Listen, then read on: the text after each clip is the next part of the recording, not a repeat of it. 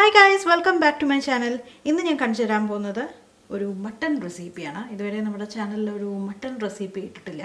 ഇപ്പോൾ ബക്രീദൊക്കെ വരുമല്ലേ, ഇന്നൊരു സ്പെഷ്യൽ ഡിഷാണ്. ഇതൊരു ക്രീമി ഡിഷാണ് കേട്ടോ. ക്രീമി ആയിട്ടുള്ളൊരു മട്ടൺ റെസിപ്പിയാണ്. ഇതിനെ അഫ്ഗാനി മട്ടൺ എന്ന് പറയും.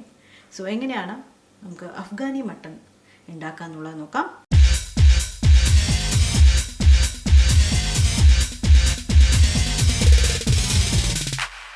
നമുക്ക് അഫ്ഗാനി മട്ടൺ ഉണ്ടാക്കാൻ തുടങ്ങാം. അപ്പോൾ അതിന് വേണ്ടിയിട്ട് ഞാനൊരു ബൗളിൽ ഏകദേശം ഒരു 1/2 കിലോ മട്ടൺ എടുത്ത് വെച്ചിട്ടുണ്ട്.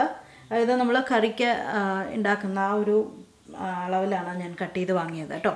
അപ്പോൾ ഇത് നമുക്ക് ഈസി ആയിട്ട് കുക്കറിൽ ചെയ്തെടുക്കാൻ പറ്റുന്നതേ ഉള്ളൂ. നിങ്ങൾക്ക് കാണാൻ വേണ്ടിയിട്ട് ഞാനിപ്പോൾ ആദ്യം ഒരു ബൗളിലേക്ക് ഇട്ട് കൊടുത്തു എന്ന് മാത്രം. അപ്പോൾ ഇതിലേക്ക് ഞാൻ ആദ്യം ആഡ് ചെയ്ത് കൊടുക്കുന്നത് ഇഞ്ചിയും വെളുത്തുള്ളിയുടെയും പേസ്റ്റാണ്. അപ്പോൾ ഇഞ്ചി ഞാൻ ഏകദേശം 1 ടേബിൾ സ്പൂൺ എടുത്തിട്ടുണ്ട്.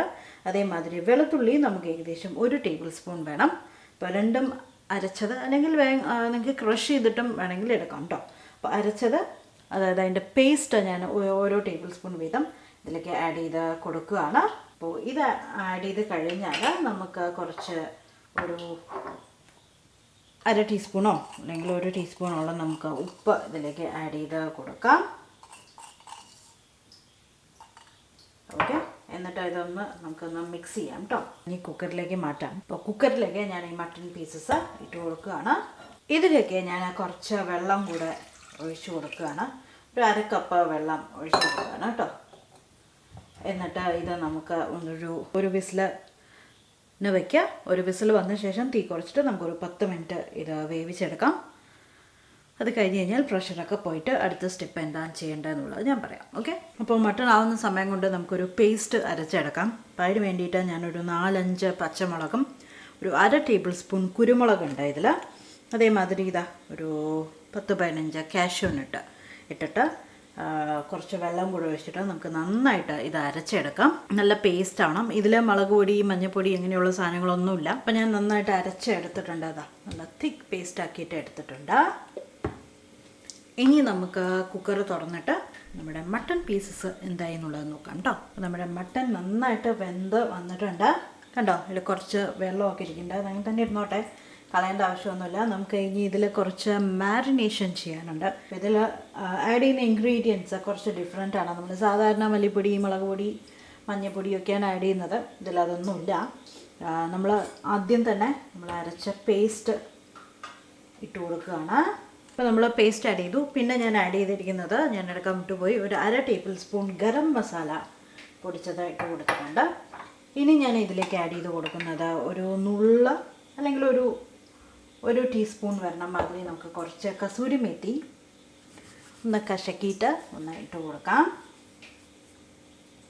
അപ്പോൾ നല്ല ഫ്ലേവർ തരാം ഇത്.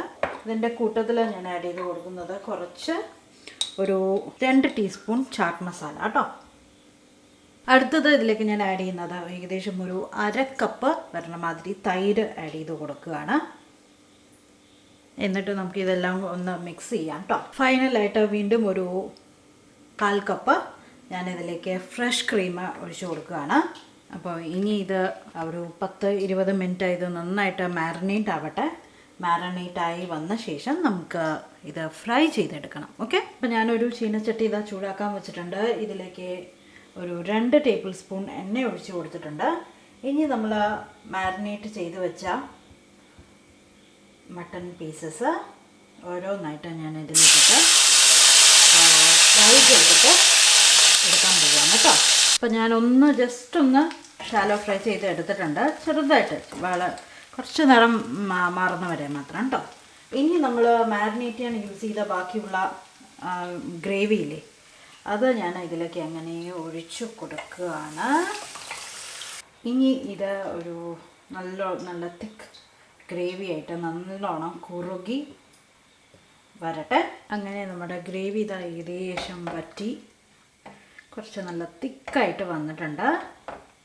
അപ്പം ഓരോരുത്തരുടെ ഗ്രേവി അനുസരിച്ചിട്ട് തിക്ക് വേണോ തിന്നായിട്ട് വേണോ എന്നുള്ളതൊക്കെ ഓരോരുത്തരുടെ ഇഷ്ടം. ഇനി ഫൈനലായിട്ട് ഞാൻ ചെയ്യാൻ പോകുന്നത് ഇതിലേക്ക് ഏകദേശം 1 ടേബിൾ സ്പൂൺ വെണ്ണ ചേർത്ത് കൊടുക്കുകയാണ്.